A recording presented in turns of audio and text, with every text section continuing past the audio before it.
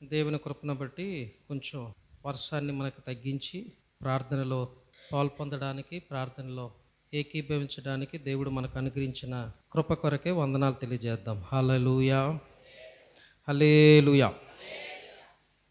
యెషయా గ్రంథము 39వ అధ్యాయము మొదటి వచనాన్ని చదవండి. ఆ కాలమందు బబులోను రాజును బలదాను కుమారుడినైన మెరోదగా బలదాను హిజ్కియా రోగి అయి బాగుపడిన సంగతి విని పత్రికలను కానుకను అతని యొద్దకు పంపగా హిజ్కియా దూతలు వచ్చిన మాట విని వారిని లోపలికి రప్పించి తన ఇంటనేమి రాజ్యమందేమి కలిగిన సమస్త వస్తువులలో దేనిని మరుగు చేయక తన పదార్థములు గల కొట్టును, వెండి బంగారములను, గంధవర్గములను, పరిమళ తైలమును. చాలండి.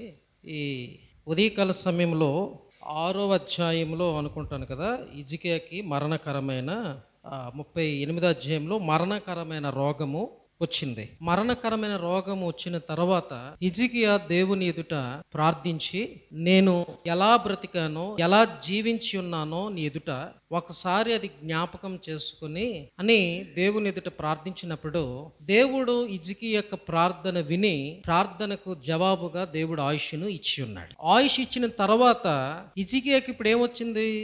స్వస్థత వచ్చింది. హిజ్కియాకి ఆరోగ్యం వచ్చింది. హిజ్కియాకి ఆరోగ్యం వచ్చింది, స్వస్థత వచ్చిందని సిరియా రాజు విని, సిరియా రాజు శుభాకాంక్షలు పంపిస్తూ తమ దూతల చేత కొన్ని కానుకలను పంపించి ఉన్నాడు. ఎప్పుడైతే హిజ్కియా ఈ కానుకలను దూతలు వచ్చి ఉన్నారని విన్నప్పుడు ఒక సిరియా రాజు, ఆ శత్రు దేశపు యొక్క రాజు యొక్క దూతలు మన దగ్గరికి వచ్చి ఉన్నారంటే వారికి ఏమివ్వాలి? ఒక గౌరవము, ఒక మర్యాద చేయాలని ఒక ఆలోచన చేసి వారిని స్వీకరించి వారికి తన రాజ్యములో లేక తన ప్యాలెస్లో ఉన్న సమస్తమును కూడా ఏది మరుగుపరచకుండగా దూతలకు ఏం చేశాడు? చూపించి ఉన్నాడు. చూపించినప్పుడు దేవుడు దానికి ప్రతిగా ఏం మాట్లాడుతున్నాడో చూడండి. 7వ వచనము, మరియు నీ గర్భమందు పుట్టిన 6వ వచనము, రాబోవు దినములలో ఏమీ మిగలకుండా. చూడండి, నువ్వు ఏది మిగలకుండగా, ఏవి దాచకుండగా నీ ఇంటినున్న సమస్తమును శత్రువులకు చూపించి ఉన్నా గనక సమస్తమును నేటి వరకు నీ పితరులు సమకూర్చి దాచిపెట్టినది అంతయు బబులోను పట్టణమునకు ఎత్తుకొని పట్టణమునకు ఏమైపోతుందంట? ఎత్తుకొని పోవుదురని సైన్యములకు అధిపతి యెహోవా సెలవిచ్చుచున్నాడు. దేవుని స్తోత్రం చెప్పండి. హల్లెలూయా. చూడండి, హిజ్కియా చేసినది తన దృష్టిలో పెద్ద తప్పుగా అనిపించలా. హిజ్కియా చేసినది న్యాయముగా అనిపిస్తా ఉంది. కానీ ఏ దేవుడైతే, చూడండి, ఒక చోట హిజ్కియా ప్రార్థన చేస్తూ ఉంటుంటాడు, ప్రభా హిజ్కియా, ఈ సిరియా రాజు దేవుని నామాన్ని దూషించడము, దేవుని నామాన్ని అపహాసించడము, ఇశ్రాయేలు ప్రజలను చులకన చేసి మాట్లాడడము, ఇవన్నీ గమనించినప్పుడు హిజ్కియా దేవుని దగ్గరికి వెళ్ళి ప్రార్థన చేస్తాడు. ప్రభా, ఆ రాజు చెప్పిన మాటలు విన్నావు కదా, రాజు చెప్పిన మాటలు గ్రహించి మమ్మల్ని ఆ చేతి నుంచి విడిపించు అని ప్రార్థించిన ఏ శత్రువు అయితే వియ్యము లేక ఏ శత్రువుతో స్నేహం చేయకూడదో ఆ శత్రువుతో స్నేహించి, రెండవది ఆ శత్రువుకు చూపించకూడనటువంటి దేవుడు ఆశీర్వాదాన్ని చూపించినప్పుడు దేవుడు అంటున్నాడు, ఇదిగో ఏదైతే నువ్వేదో చూపించి ఉన్నావో అవన్నీ కూడా ఎత్తుకొని వెళ్ళిపోతారు. చూడండి కింద వచనము, మరియు నీ గర్భమందు పుట్టిన నీ పుత్ర సంతానం బబులోను రాజు నగరు యందు నపుంసకులుగా చేయుటకై వారు తీసుకొని పోవుదురు. Hallelujah. One man made a mistake. ఒక వ్యక్తి యొక్క తప్పిదము తన కడుపులో నుంచి వస్తున్నటువంటి సంతానం అంతటికి ఒక శాపమై కూర్చుంది. అర్థమైందండి ఇక్కడ మీకు? ఎవరు చేశారు తప్పు? హిజ్కియా. దేవుడు ఎవరిని శపిస్తూ ఉన్నాడు? తన గర్భములోంచి వచ్చినటువంటి సంతానమును ఏం చేస్తున్నాడంటే శపిస్తూ ఉన్నాడు. నపుంసకులుగా వారు తీసుకెళ్ళిపోతారు, నపుంసకులుగా మార్చబడతారు. దేవుని బిడ్డలారా, అక్కడ నేను దేవుని మాటను సూటిగా మీకు తెలియజేయాలనుకుంటున్నాను. ఒక విషయాన్ని గమనించండి. హిజ్కియా ఆ దేశానికి అధిపతి, ఆ దేశానికి యజమానుడు, ఆ దేశాన్ని పాలించేవాడు, కుటుంబానికి కూడా యజమానుడు, కుటుంబాన్ని నడిపించే నాయకుడు. ఆ నడిపించే నాయకుడు ఎలా ఉండాలి? బహు జాగ్రత్త కలిగి ఉండాలి. బహు దేవునికి మహిమ కలిగిన వాడుగా ఉండాలి. దేవునిని గణపరిచేవాడుగా ఉండాలి. ఎప్పుడైతే హిజ్కియా తన జీవితంలో చేసినటువంటి ఆ చిన్న పొరపాటు వలన తన గర్భము నుండి వచ్చే సంతానం అంతటి మీదకి ఏమొస్తుందంటే శాపమును కొని తెచ్చిన వాడుగా ఉన్నాడు. దేవుని స్తోత్రం చెప్పండి. ఇక్కడ ఒక విషయాన్ని గమనించండి. ఈ రోజున మనం ఉన్నాం, మన ఇంటికి పెద్దగా ఉన్నాం, మన ఇంటికి మనం యజమానుడిగా ఉన్నాం. లేక నీ యొక్క భర్త అనేవాడు ఇంటికి యజమానుడు, భార్య అనేది ఇంటికి యజమానురాలు. ఈ రోజు ఇంటికి యజమానుడిగా ఉన్న నీవు, ఇంటికి యజమానురాలుగా ఉన్న నీవు దేవుని ఎదుట సరైన మార్గములో నువ్వు నడవకపోతే, దేవుని ఎదుట నువ్వు సక్రమమైన రీతిగా నడుచుకోకపోతే, దేవుని ఎదుట నువ్వు యథార్థత కలిగి ప్రవర్తన కలిగి నువ్వు జీవించకపోతే, దేవునికి కోపము హిజ్కియా మీదకి వచ్చిన రీతిగా, దేవుని కోపము, దేవునికి శిక్ష హిజ్కియా మీదకి దొర్లిపడినట్టుగా ఈరోజు మన మీదకి దొర్లి వచ్చి నిన్ను బట్టే కాదు కానీ నీ సంతానమును కూడా ఒకవేళ దేవుడు ఏమి చేయొచ్చు? శపించవచ్చు అనే విషయాన్ని గమనించాలి. అర్థమైందండి?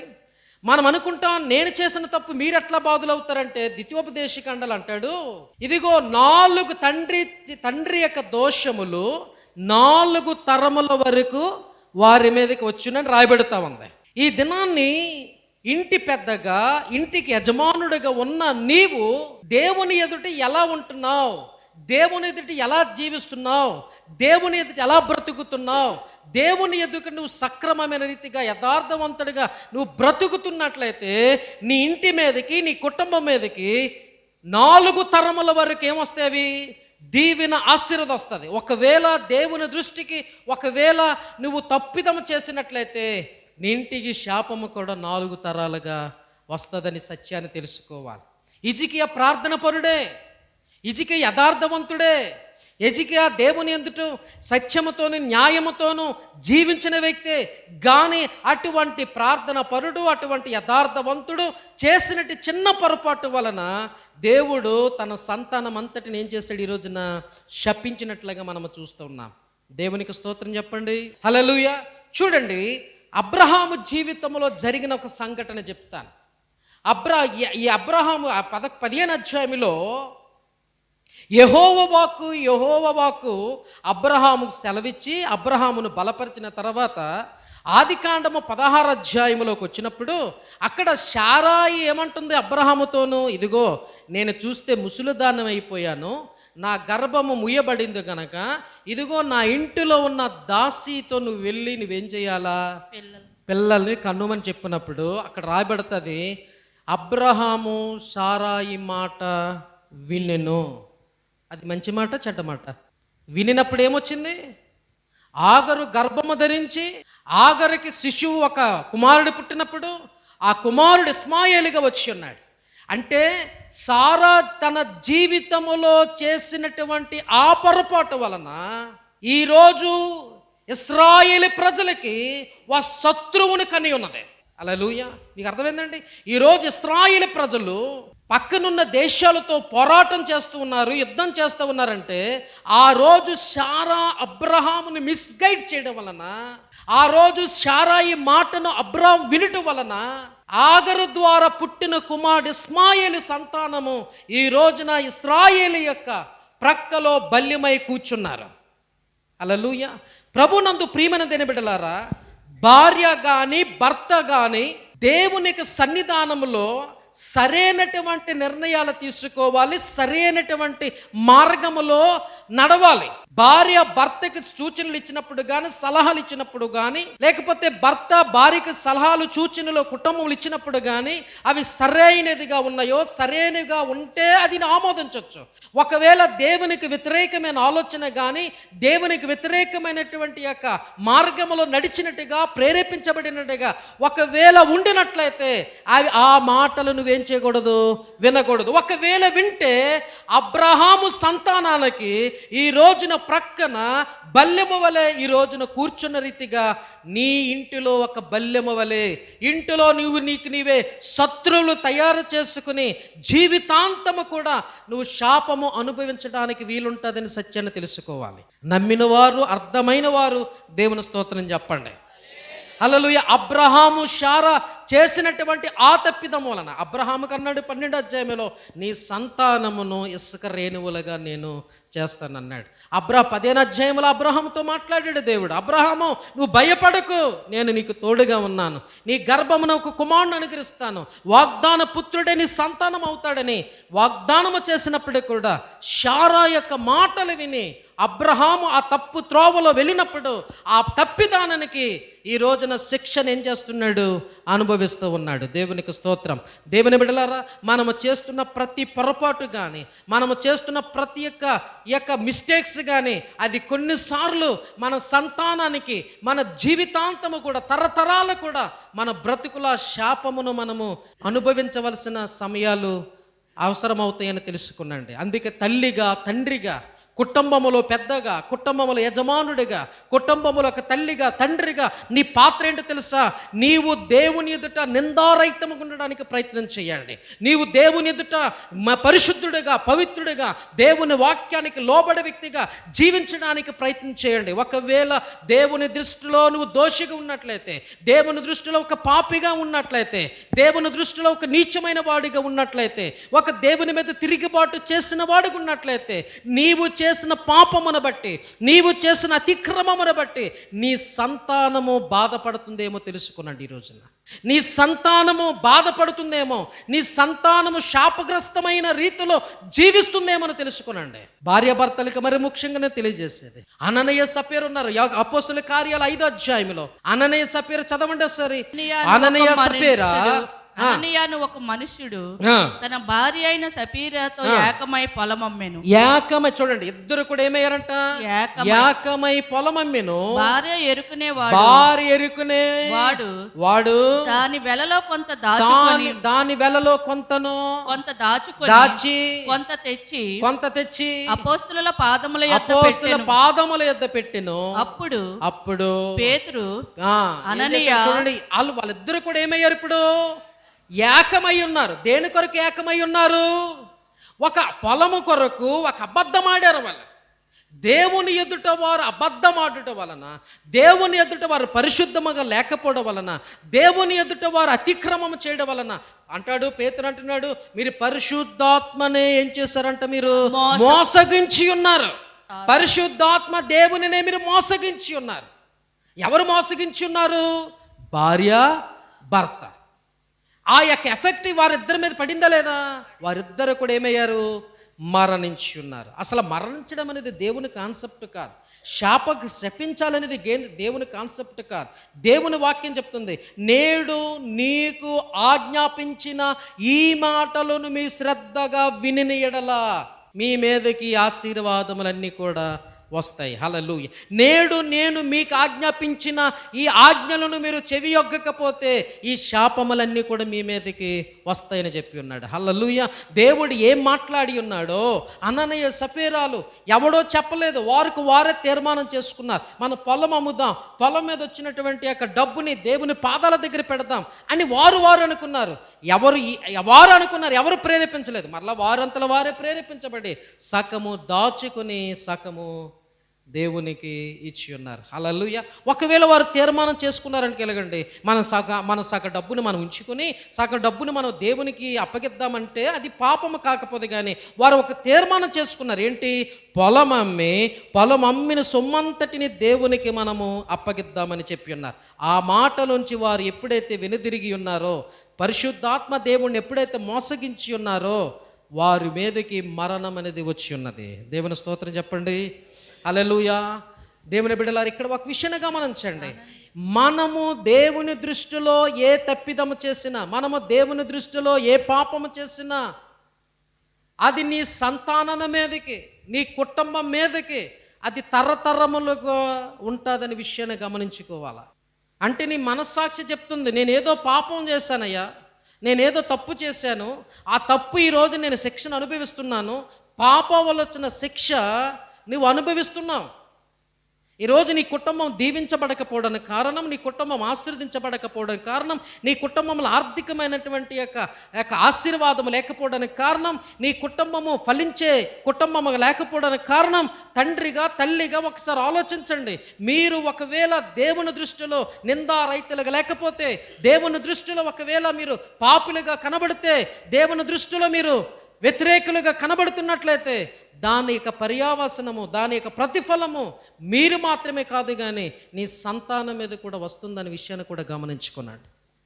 ఎందుకు నువ్వు నీ శాపాన్ని ఇవ్వాలి దేవునికి? ఈ రోజున భార్య భర్తలు తల్లిదండ్రులైన మీరు మీ కుటుంబానికి దీవెనగా ఉండాలి కానీ శాపగ్రస్తులుగా ఉండకూడదు, శాపము తెచ్చే బిడ్డలుగా ఉండకూడదు. దీవెనకరమైన బిడ్డలుగానే మనం ఉండాలి, ఆశీర్వదించబడిన బిడ్డలుగా మనం ఉండాలి. 2 రాజుల గ్రంథంలో అక్కడ ఎలీషా దగ్గరికి గెహాజీ వస్తాడు.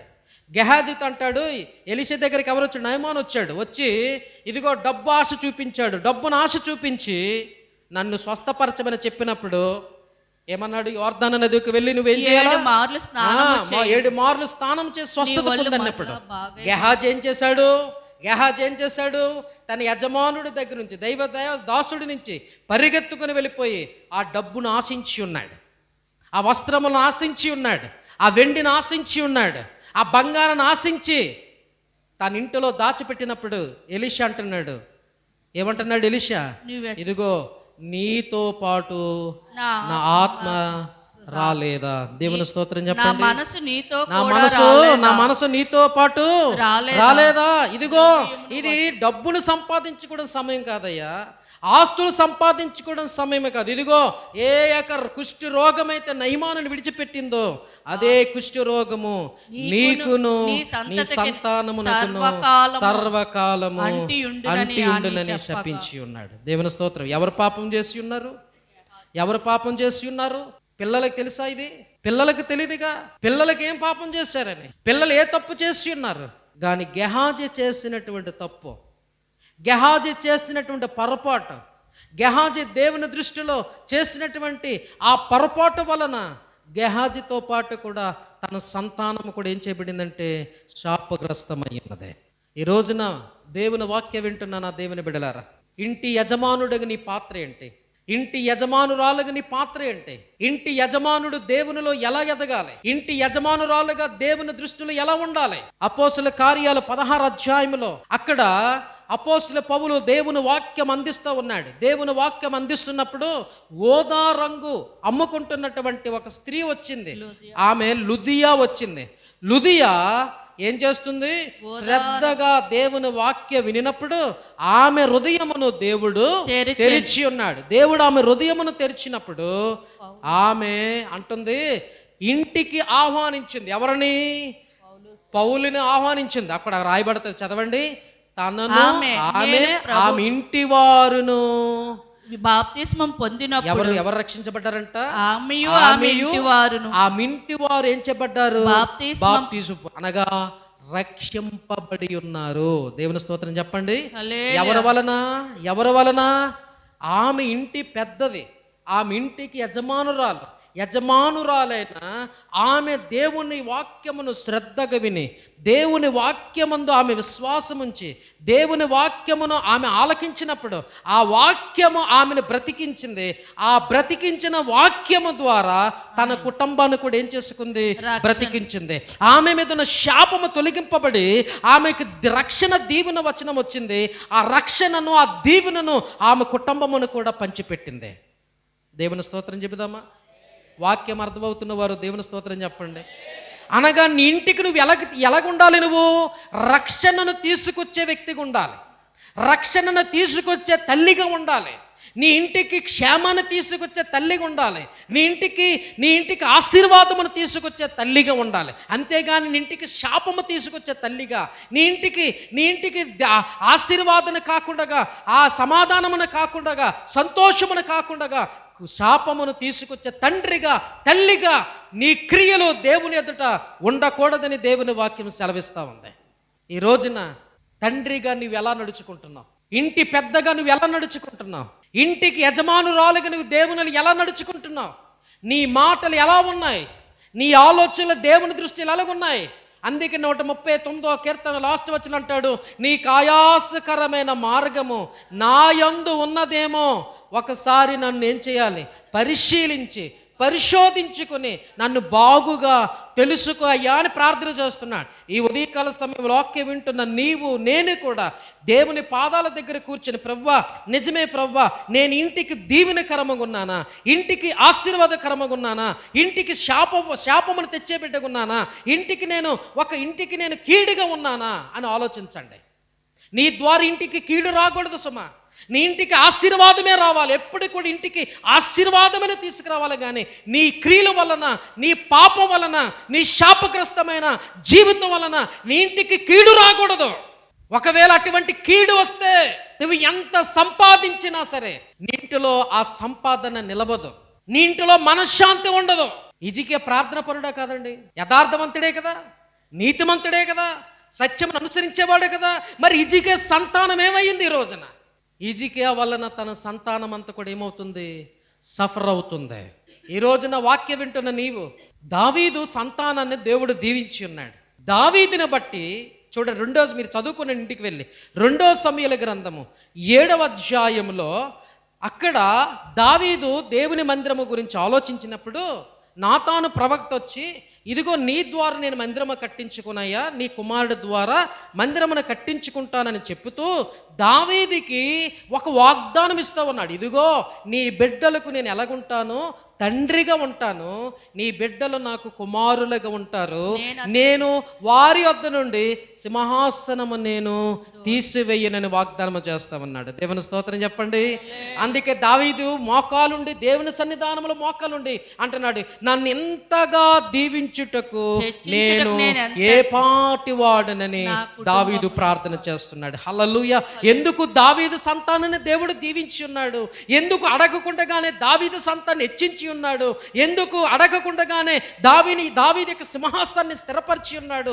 ఎందుకు దావీదు కుమారుడు ద్వారా దేవుని మందిరాన్ని కట్టి ఉన్నాడంటే దావీదు దేవుని ఎదుట హృదయానుసారుడైన మనుషుడు.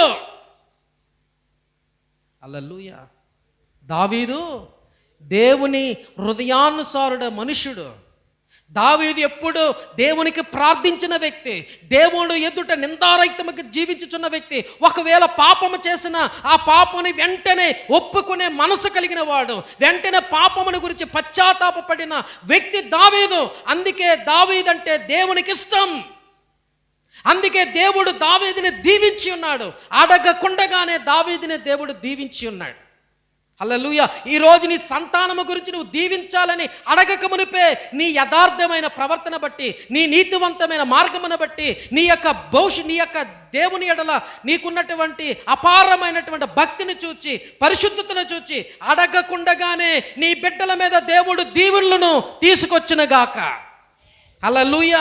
దావీదు అడిగాడా? దావీదు అడగలేదు. అడగకుండగానే దీవులను కుమ్మరించి ఉన్నాడు. ఇదిగో నీ సింహాసనాన్ని స్థిరపరుస్తానయ్యా, నీ రాజ్యాన్ని స్థిరపరుస్తాను, నీ బిడ్డలకి నేను తండ్రికి ఉంటాను, వారు నాకు బిడ్డలుగా ఉంటారని దావీదుకి దేవుడు ఒక వాగ్దానం అనుగ్రహించి ఉన్నాడు.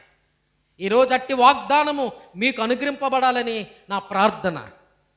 ఒకవేళ అటువంటి వాగ్దానం మీరు స్వతంత్రించుకోవాలంటే, అట్టి వాగ్దానం మీరు పొందుకోవాలంటే, అట్టి వాగ్దానముతో కూడిన ఆశీర్వాదకరమైన జీవితంలోనికి మీరు వెళ్ళాలంటే ఇంటి యజమానుడిగా, ఇంటి యజమానురాలుగా నీ ప్రవర్తన దేవుని ఎదుట సరిగా ఉన్నదో లేదో చూసుకునండి. నీ మాటలు దేవుని ఎదుట సరిగా ఉన్నా లేదో చూసుకునండి. నీ జీవిత విధానము సరిగా ఉన్నదో లేదో చూసుకునండి. నీ క్రియలు దేవుని ఎదుట బాగున్నాయో లేదో చూసుకునండి.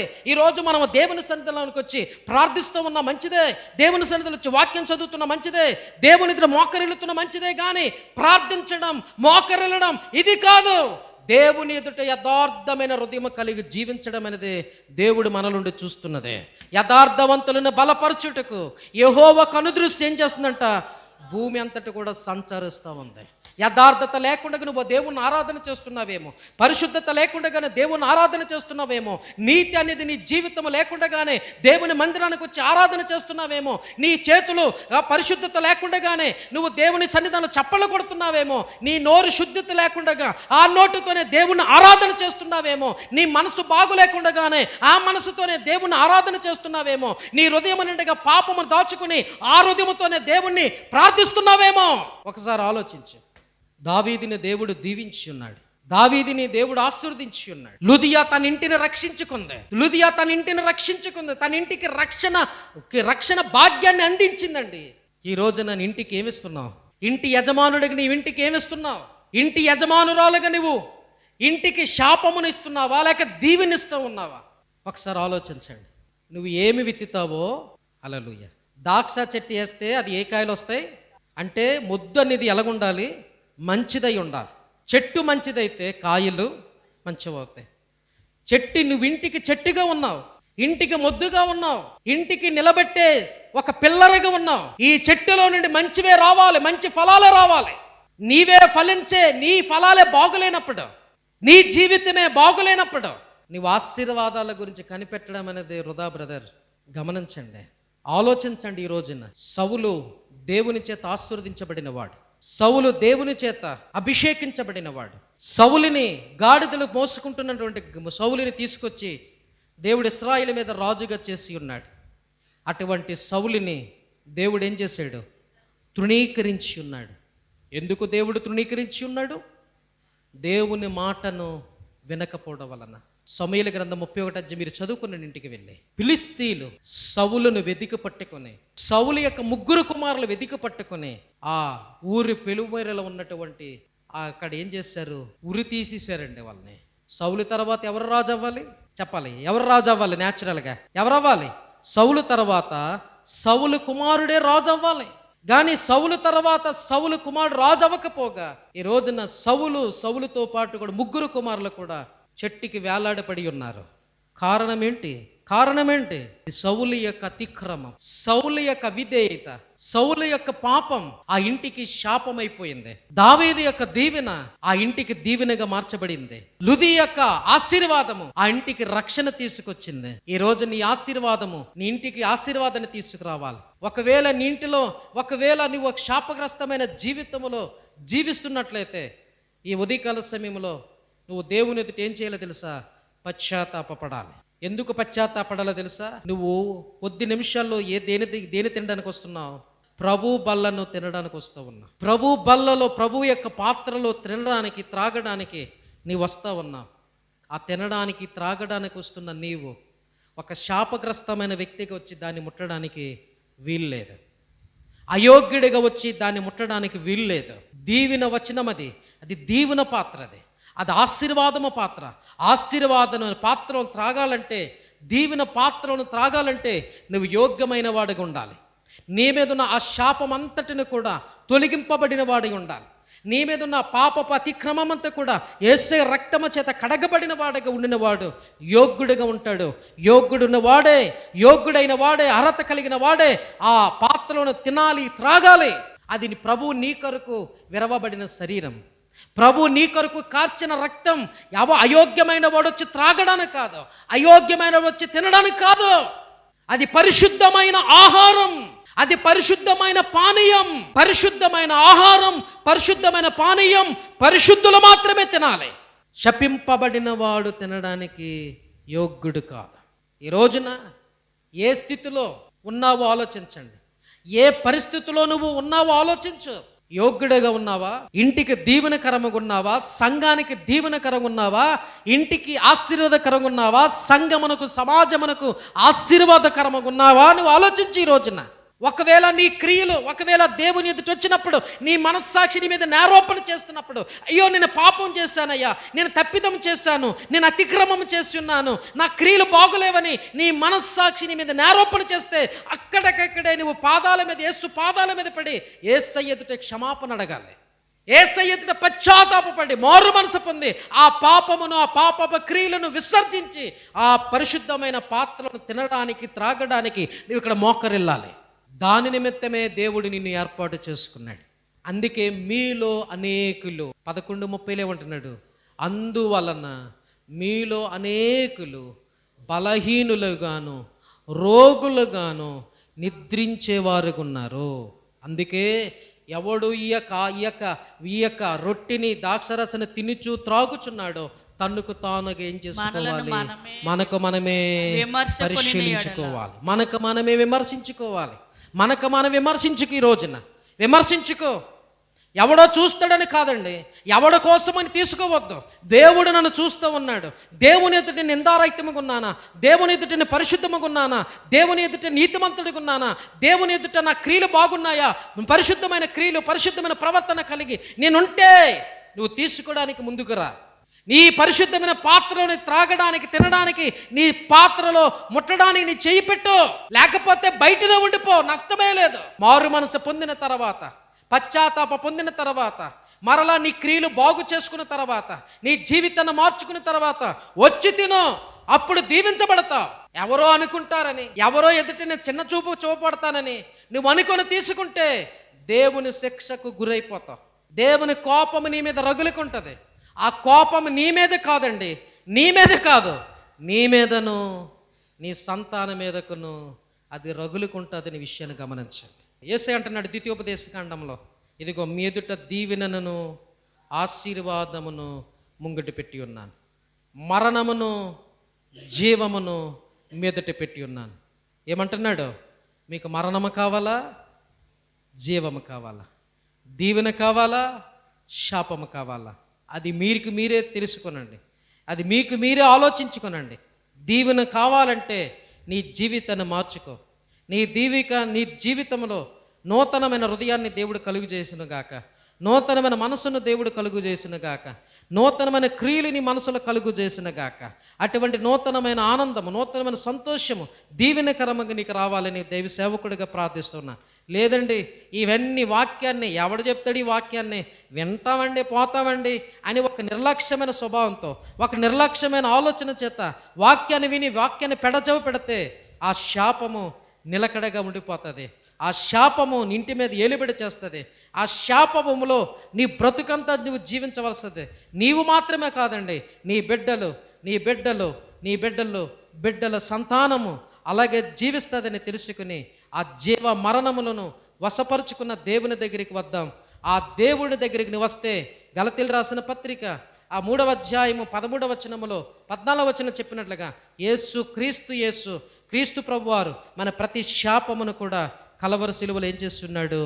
ఆయన తీసివేసి ఉన్నాడని ఆ మాటను నమ్మినట్లయితే ఆ శాపమును దేవుడు నిన్ను శాపము నుండి విడుదల చేసి నీకు దీవెనను, ఆశీర్వాదాన్ని దేవుడు కలుగు చేస్తాడు. అట్టి కృపను దేవుడు మనకందరికి అనుగ్రహించునుగాక. ప్రార్థన చేద్దాం. అందరు కూడా మోకాలు వేయండి కొద్ది నిమిషాలు. అందరు కూడా మోకాలు వేయండి, ఒక్క నిమిషము. అందరు కూడా మోకాలు వేయండి. నైనా నేను ఇంటికి దీవెనగా ఉన్నానా? ఇంటికి నేను ఆశీర్వాదకరంగా ఉన్నానా?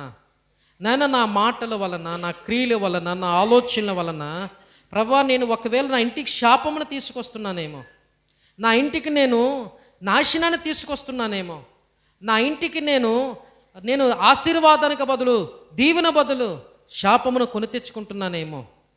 ఒకసారి ఆలోచించండి. దేవుడు నిన్ను దీవెనకరంగా ఉండడానికి కొరకు పిలిచిన్నాడు. పేతురు రాసిన పత్రిక 3వ అధ్యాయం 12వ వచనం ఉంది, మనలను ఆశీర్వాదమైన కర్తలుగా ఉండడానికి దేవుడు మనల్ని పిలిచి ఉన్నాడు. నువ్వు దీవించబడాలనేది దేవుని యొక్క ఆలోచన, నువ్వు ఆశీర్వదించబడాలనేది దేవుని యొక్క ఆలోచన. అమ్మా, తమ్ముడు, అన్నయ్య, ఒకసారి జ్ఞాపకం చేసుకునండి, ఆలోచించండి.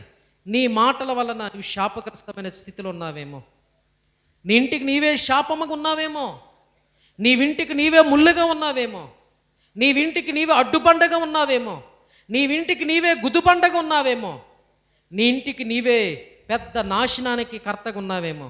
ఆలోచించు. ప్రభువా, ప్రతి నాశనము నా మీద నుండి తొలగిపోవును గాక. నైనా నాలో ఉన్న ప్రతి పాపపు క్రియలు లయమైపోవును గాక. నాలో ఉన్న ప్రతి చీకటి తొలగిపోవును గాక. లుదియా విశ్వాసం ఉంచింది నీ యందు. తను విశ్వసించిన రీతిగా తన కుటుంబాన్ని రక్షించుకుంది, తన కుటుంబాన్ని కాపాడుకుంది. నాయన యెహోషువ నీ యందు విశ్వాసం ఇచ్చి ఉన్నాడు, తన ఇంటిని కూడా రక్షించుకున్నాడు. అట్టి కృపను మాకు దయచేయండి. ఇంటి యజమానురాలుగా, ఇంటి యజమానుడిగా ఏ తప్పిదము చేయొద్దు, ఏ పాపము చేయొద్దు. ఒకవేళ అటువంటి పాపము నీ మీద తలపెట్టినట్లయితే, అటువంటి పాపము నీ మీద నేరోపణ చేసినట్లయితే ఇప్పుడే యేసయ్య పాదాల దగ్గర ఒప్పుకోనండి. యేసయ్య పాదాల దగ్గర ఒప్పుకుంటే రక్షింపబడతావు, ఒప్పుకుంటే నువ్వు దీవించబడతావు. ప్రతి శాపము ప్రతి ఒక్క శాపమును దేవుడు దొర్లించునుగాక. దావీది లేక యాకోబు మీద వచ్చిన ప్రతి శాపమును దేవుడు దొర్లించి శాపగ్రస్తమైనటువంటి యాకోబుని దీవెనకరముగా అనేక మందికి ఆశీర్వాదకరమైన సంతానంగా దేవుడు మార్చి ఉన్నాడు. తన మోసగ్రస్తమైన జీవితాన్ని దేవుడు తీసివేసి ఉన్నాడు. ఈ దినాన్ని నువ్వు ఎవరిని మోసగిస్తున్నావు?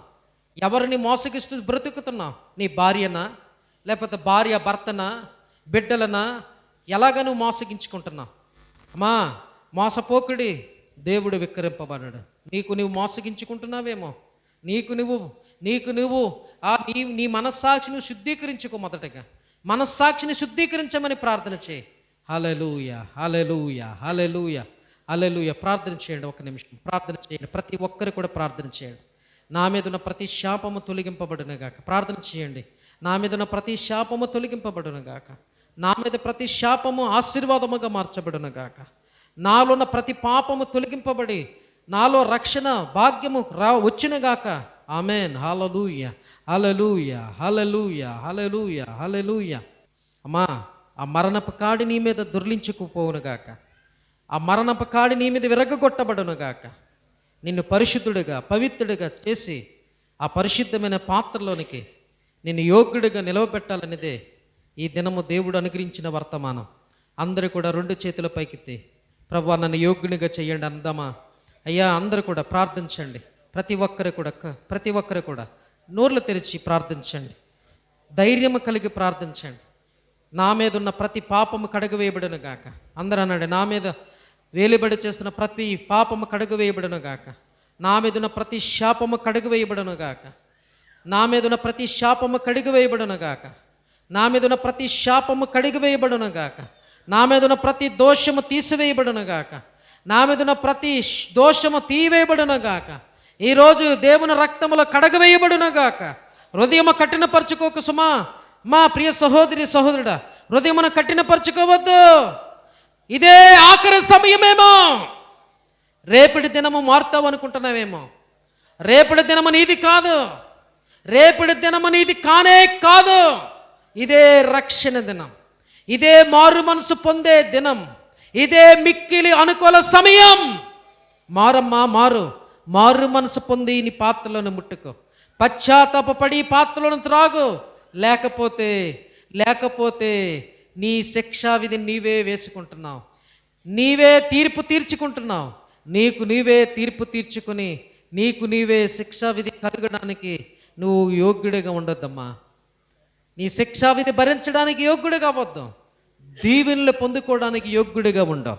అదే దేవుడు మన యుద్ధ నుండి కోరుకుంటున్నది. ఈ రాత్రి ఉదయకాల సమయంలో అటువంటి సిద్ధపాటు కలిగిన వారు, అటువంటి మారు మనసు కలిగిన వారు, అటువంటి పశ్చాత్తాపము కలిగిన వారు మనమందరము కూడా దేవుడు అట్టి మంచి యోగ్యతను దేవుడు మనకిచ్చినందుకు స్తోత్రాలు తెలియజేస్తూ ప్రార్థన చేద్దాము. సర్వోన్నతుడా నా యేసు ప్రభువా, మరొకసారి నేను ఇంటి యజమానురాలుగా నేను మా ఇంటికి యజమానుడిగా ఉండి నా ఇంటికి శాపముగా ఉంటే నన్ను క్షమించండి. నా ఇంటికి నాయన నాశనముగా ఉంటే నన్ను తండ్రి నన్ను క్షమించండి. నా ఇంటికి నేను కీడుగా ఉంటే నన్ను క్షమించండి. నా క్రియల వలన, నా పనుల వలన, నా మాటల వలన నా ఇంటికి కీడుగా ఉంటే మొదటగా నన్ను క్షమించిన ఆయన ఈ ఎదుటి నీ పాదాల దగ్గరకు వచ్చి క్షమాపణ అడుగుతున్నాను. నేను ఇంటికి దీవెనగా ఉండాలి. నా ఇంటికి నేను ఆశీర్వాదంగా ఉండాలి. నా ఇంటికి క్షేమకరంగా ఉండాలి. నా ద్వారా ఇల్లు అందరూ దీవించబడాలి.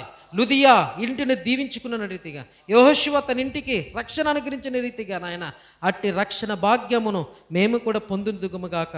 దావీది కూడా నాయన దావీది యొక్క నీతిని బట్టి, దావీదులోని యథార్థతను బట్టి, దావీది యొక్క నాయన తండ్రి ప్రభువా నాయన అభిషేకమును బట్టి నాయన దావీదు నీ ఎదుట జీవించుతున్న విధానాన్ని బట్టి హృదయానుసారుడ మనుషుడని నీ ద్వారా సాక్ష్యం చెప్పడాన్ని బట్టి ప్రభువా అడగకుండానే తన సంతానాన్ని దీవించావు. అడగకుండానే తన సంతానం మీద ఆ యొక్క సింహాసనాన్ని స్థిరపరిచావు. అట్టి దీవెన ఆశీర్వాదం మా మీదను కుమ్మరించండి.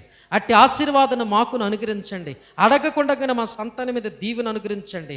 అడగకుండానే మా సంతానాన్ని ఉన్నతమైన స్థితిలో పెట్టమని వేడుకొనొచ్చు.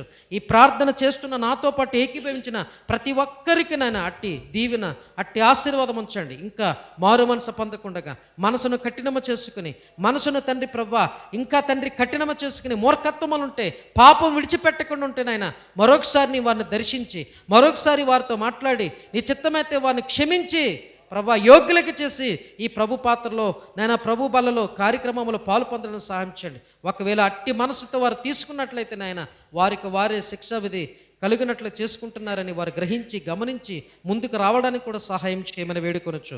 ఈ ప్రార్థన ఆలకించి ప్రార్థనకు జవాబు అనుగ్రహించమని నజరేయుడైన యేసుక్రీస్తు నామములో మిక్కిలి వినయముతో వేడుకొనుచున్నాను పరమ తండ్రి. ఆమేన్. ఆమేన్.